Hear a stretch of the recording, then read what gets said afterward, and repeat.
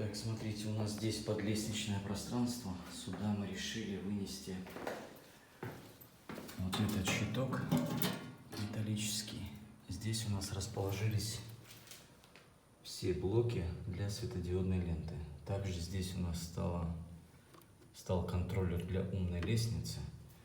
И вот так это компактненько у нас все скоммутировалось, все аккуратно. Вот эти наклеечки потом расклеим, где, куда, какой блок. Вот так у нас все вышло. В принципе, совсем неплохо, мне кажется. Далее здесь зашьются лестницы и